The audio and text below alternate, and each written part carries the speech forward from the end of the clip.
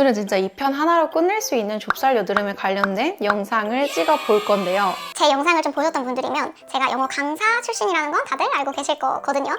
그러면 오늘 그 강사의 느낌을 살려서 반모로 한번 진행을 해볼게. 반모로 하니까 너무 편하다. 오늘은 좁쌀 여드름이 왜 나고 어떻게 하면 없앨 수 있는지에 대한 원인부터 해결 방법까지 얘기를 해볼 거야. 자칭 1타 좁쌀 강사.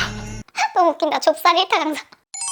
오늘 이 영상을 끝까지 본 사람들은 적어도 이래서 내 얼굴에 좁쌀이 있는 거구나, 이렇게 하면 좁쌀이 없어지겠구나 라는 방법은 정말 100% 무조건 찾아갈 수 있을 거라고 나는 장담해. 자, 그러면 본격적으로 시작을 해볼게. 자, 좁쌀 여드름이 생기는 원인부터 파악을 해야겠지?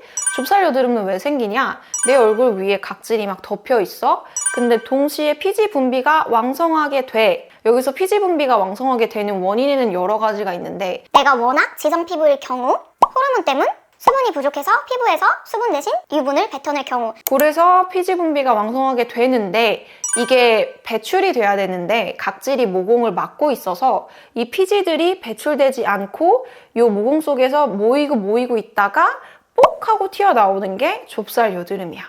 자, 우리가 좁쌀 여드름 생기는 원인에 대해서 알았어. 원인 어때? 되게 간단하지. 그냥 위에 뭔가가 막혀 있는데 밑에 막 나가려는 게 있어. 근데 막혀 있어. 그래서 빙?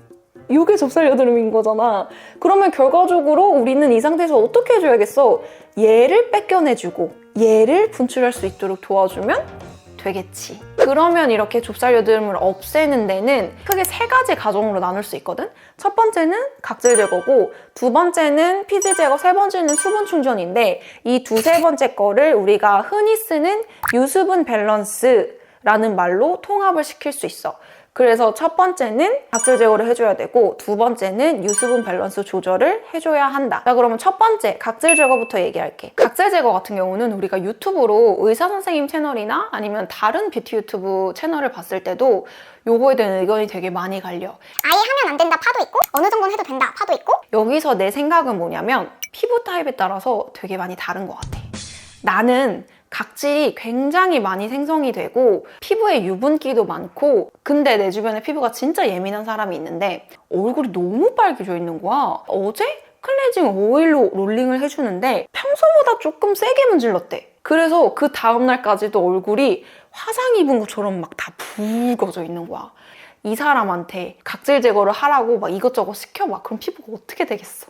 그렇잖아. 근데 나는 아니거든. 그래서 이거는 사람마다 진짜 좀 많이 다를 수 있겠다. 내가 지금 얘기할 때는 내 피부 타입이 각질도 되게 활발히 일어나고 지성에다가 피부도 좀 두꺼운 편이다 라는 걸 알고 그렇게 들어줬으면 좋겠어.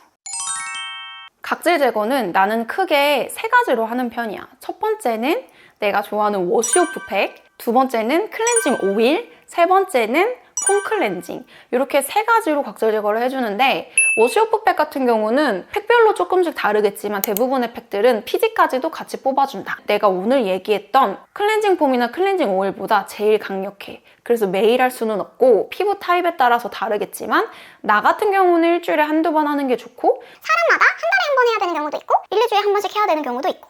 그리고 두 번째는 클렌징 오일인데, 오일 같은 경우는 이게 오일로 오일을 없애는 거야. 보통 오일은 이제 저녁에 화장을 지우면서 많이 하잖아.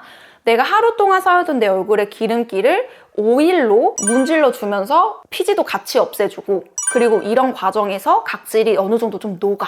그래서 얘로 또 미세하게 할 수 있고, 세 번째는 폼 클렌징인데, 폼 클렌징 크게 2가지. 약 알칼리성 폼, 파우더 워시. 요 2가지야. 약 알칼리성 폼은 지성인 피부가 하나쯤은 구비해 놓고 있으면 너무 좋은 거. 각질 제거도 되고 피지도 싹 뽑아가줘서 특히 좁쌀 여드름한테는 유독 좋다. 그리고 파우더 워시 같은 경우는 그냥 파우더 가루야. 이게 폼 클렌징이야. 그래서 요거를 물에다가 조금 녹여가지고 이렇게 얼굴에 롤링을 해주면서 그 가루들로 미세하게 각질 제거랑 결 케어를 해주는 건데, 얘는 보통 약산성 아니면 미산성으로 나와. 되게 순하고 해적력은 그렇게 있는 편은 아니야. 피지 빼는 데는 쏘쏘. 각질이랑 결 케어 하는 데는 되게 순하게 잘 된다. 나 같은 경우는 요 4개를 다 해. 그거를 다 했는데 피부가 안 벗겨지고 가만히 있어? 이렇게 생각할 수도 있다? 하지만 이게 각질 제거라는 카테고리 안에 묶여있기 때문에 자극이 가겠다라고 생각할 수 있는 거지, 막상 얘를 하나하나 다 뜯어보잖아? 그러면은 별로 그렇게 자극적인 건 아니야. 그리고 너무나 당연하게 매일 해야 되는 것들이고, 약 알칼리성 폼이나 파우더 워시는 나 같은 경우는 1, 2일에 한 번 정도 사용을 하는데, 이거 역시 피부 타입에 따라서 당연히 일주일에 한 번 하던지 2, 3일에 한 번씩 하던지 이런 식으로 조금 나눠서 해줄 필요가 있다. 내가 이렇게 한다고 해서 똑같이 하지 말고, 누가 이렇게 한다고 해서 똑같이 하지 말고, 불과 한 달 전까지만 해도 요 루틴대로 했는데 효과가 좋았어. 근데 지금은 아니거든. 지금은 날씨도 다르고 계절도 다르고 그에 따라서 내 피부 상태도 달라. 그래서 항상 피부는 좀 주의를 갖고 관심을 가져서 그때그때 내 피부 상태에 맞는 걸 해주는 게 중요하다. 정형화된 루틴은 없다. 자, 이렇게 각질 제거를 했으면 유수분 밸런스 조절을 해야겠지. 그러면 유수분 밸런스를 조절하기 위해서 첫 번째 피지 제거를 해야 되는데, 이 피지 제거는 아까 각질 제거를 하는 과정에서 약 알칼리성 폼, 클렌징 오일, 워시오프 팩을 하면서 어느 정도는 제거가 됐어. 그러면 이때 우리는 뭘 해줘야 되냐? 피부 온도를 내려주고 수분을 더 많이 넣어주는 과정에 집중을 해주면 되는데, 자, 그러면 피부 온도를 내려주고 동시에 수분을 충전해주기 위해서는 우리는 어떤 걸 해야 되냐? 알로에 팩을 하면 되지. 내가 너무나도 좋아하는 알로에 팩. 알로에 팩은 세안을 하고 난 다음에 얼굴에 알로에 젤을 듬뿍 발라주고 그 위에 2분의 1 화장솜을 적신 다음에 물에 뚝뚝 흐르지 않을 만큼 짜서 얼굴에 다 올려주면 돼. 그러고서는 한 15분에서 20분 있다가 떼어주면 되는데, 알로에가 피부 온도 내려주고 안에 수분으로 가득가득 다 차있잖아. 피부 온도를 내려준과 동시에 수분을 같이 넣어주니까 유수분 밸런스 조절하기에 진짜 좋은 팩이야. 근데 알로에는 알러지 있는 사람들이 있지. 생각보다 많더라고. 내 구독자님 중에 알로에 알러지가 있으신 분이 있었는데, 그분이 댓글로 자기도 알로에 팩을 너무 해보고 싶었는데 알로에 알러지가 있어서 집에 선인장 젤이 있어서 그걸로 대신해서 해봤대. 그랬더니 효과가 너무 좋았다라고 하시더라고.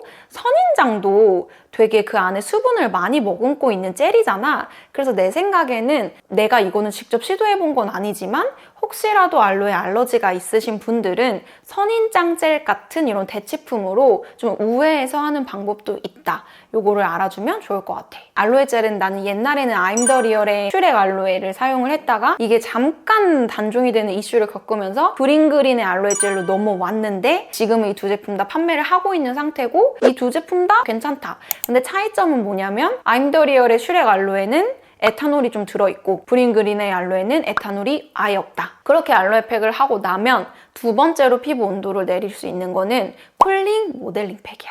내가 자주 쓰고 있는 거는 린제이의 쿨 티트리 모델링 팩. 티트리가 들어가 있기 때문에 진정도 같이 되고 또 쿨링도 같이 된다. 그리고 내가 모델링 팩을 좋아하는 가장 큰 이유 중에 하나는 쿨링도 있지만, 모델링 팩을 올리기 전에 앰플이나 세럼을 발라주면 그 위에 모델링 팩을 올렸을 때 이 제품들이 쑥 흡수가 돼. 그냥 손으로 발라주고 흡수시키는 것보다 훨씬 깊숙이 안에 싹 흡수가 돼. 알로에 팩을 할 때 붙여놨던 2분의 1 화장솜을 이렇게 다 떼잖아? 그러면 이렇게 잔여물들이 있을 거야. 그거를 손으로 어느 정도 정돈을 해줘. 너무 많이 남아있으면 모델링 팩이 안 붙어. 그 위에 모델링 팩을 얹잖아? 모델링 팩 하면서 쿨링 한 번 더 되지? 그리고 알로에 남은 잔여물까지 모델링 팩이 피부에 싹 다 흡수시켜주지. 그러면 모델링 팩 뗐을 때 그 희열이 장난 아니야. 자, 그렇게 모델링 팩까지 하고 나면 웬만하면 이제 유수분 밸런스 조절까지 다 됐어. 수분 충족까지 다 됐어. 그럼 이제 스킨, 앰플, 크림을 발라야 하는데 어떤 제품을 사용하는 게 크게 중요한 것 같지는 않아. 이 앞에 과정을 잘 거쳤을 경우에는. 나한테 맞는 제품을 사용하되 너무 영양감만 많아서 내 피부에 기껏 피지 빼고 수분 다 넣어놨는데 다시 크림이나 막 앰플 찐득한 거 해서 다시 막 유분만 다시 넣어준다. 이런 악순환만 안 겪게끔 수분감 빵빵하고 유분감 별로 없는 걸로 스킨케어를 마무리해주면 돼. 나는 스킨케어는 물론 중요하지만 앞에 이런 과정을 꼼꼼하게 거쳤다면 비싼 거를 써야 되고, 이 스킨케어로 인해서 내 좁쌀이 좌우될 만큼의 그런 큰 영향력은 없다고 생각해. 자, 오늘 영상이 거의 다 끝나가는데 어때? 이 정도면 좁쌀 여드름, 이렇게 생기는 거고 이렇게 없애면 되는구나. 너무 간단하지 않아? 좁쌀을 없애는 방법은 이거 말고도 되게 다양한 방법이 많아. 원리는 똑같아. 하지만 가는 길이 많다는 거지. 우리가 다이어트를 할 때 운동해서 빼는 사람도 있고 1일씩 해서 빼는 사람도 있고 되게 다양하잖아. 근데 결국은 목표는 다이어트잖아. 좁쌀도 똑같아. 방법이 되게 많은데 오늘은 그중에 내가 가장 효과를 보고 있고 큰돈 들이지 않고 집에서 편하게 할 수 있는, 그리고 이렇게 했을 경우 좁쌀여드름 뿐만이 아니라 요철이나 모공 같은 다른 피부 고민들도 함께 해결해 줄 수 있는 1타 3피를 할 수 있는 그런 걸로 하다 보니까 이 방법을 하게 된 거고, 내가 나에게 스스로 부여한 좁쌀 1타 강사라는 타이틀로 되게 다양한 방법을 제시해 줄 수 있겠지. 자, 그럼 일단 오늘 영상은 여기까지 하고, 반모로 하니까 강의했던 느낌 확 나면서 이게 내가 정보 전달성 유튜브잖아. 훨씬 말이 잘 나와. 자, 그러면 오늘 영상이 마음에 들었다면 구독, 좋아요 눌러주시고 저는 다음에는 더 좋은 영상으로 찾아오겠습니다. 안녕.